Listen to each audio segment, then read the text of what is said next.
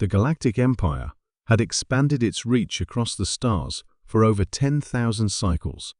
Their fleet sleek, silver leviathans patrolled the void with absolute dominance. When a new species emerged from the edge of a spiral arm, the High Command hardly noticed. After all, what threat could a primitive Deathworlder species pose? Then, the humans arrived. The first official encounter happened near Sector 91 Tau, on the edge of Imperial-controlled space. A standard patrol fleet, consisting of 3 Class IV dreadnoughts and a dozen support vessels, intercepted a group of oddly shaped, asymmetric metallic constructs. The humans called them frigates, though their mass rivaled Imperial destroyers. Vice Admiral T. Vaya of the Empire activated standard hailing procedures. Unregistered vessels, this is Imperial space. Power down your engines and prepare for boarding. Resistance will be met with vaporization. The human response came 30 seconds later.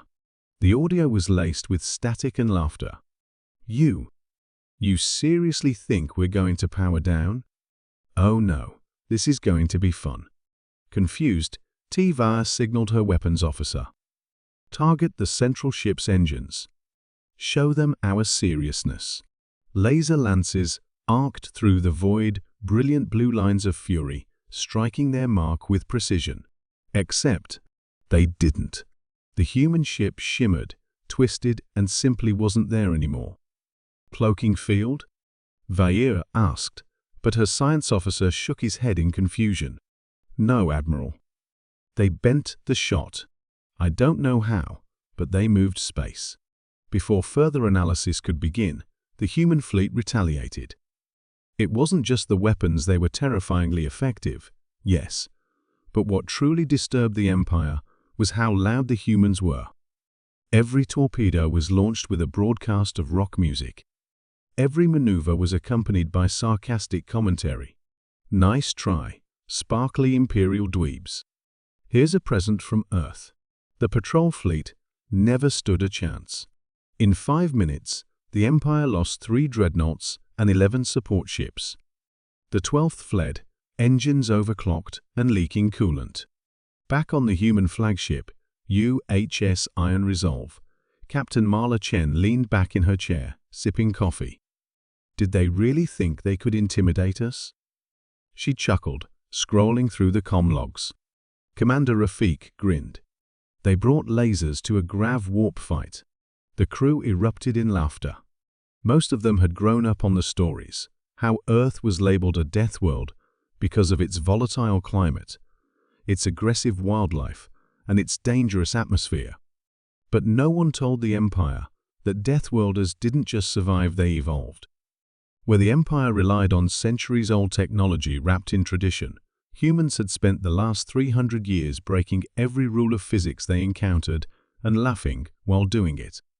They had folded space, weaponized black hole fragments, and built AI companions that made sarcastic remarks during combat. 2 weeks later, the Empire sent a peace delegation. It arrived in a gold-plated cruiser with 800 soldiers in ceremonial armor.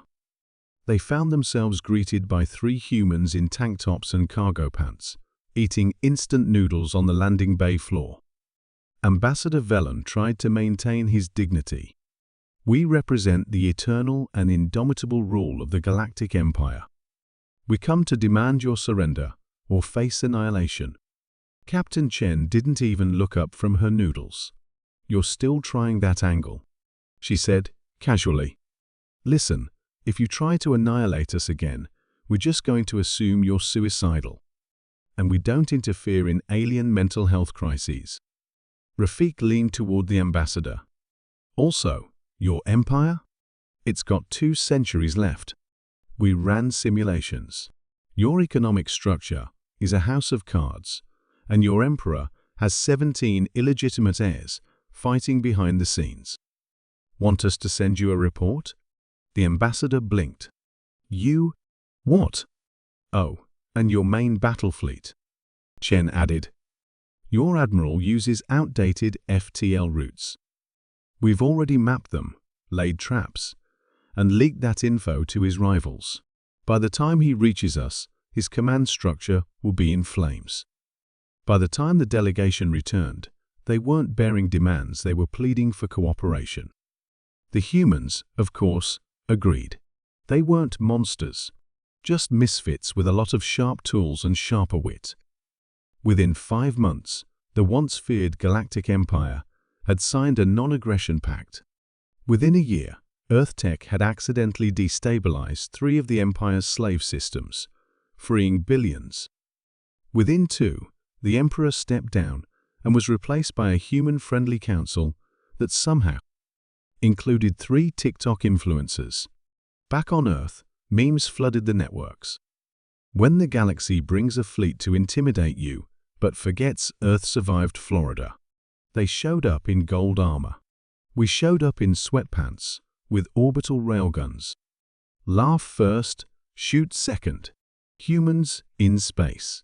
And somewhere in the depths of the galaxy, a new empire began to form, one built not on fear, but on chaos, caffeine, and that uniquely human refusal to take anything, especially power, too seriously.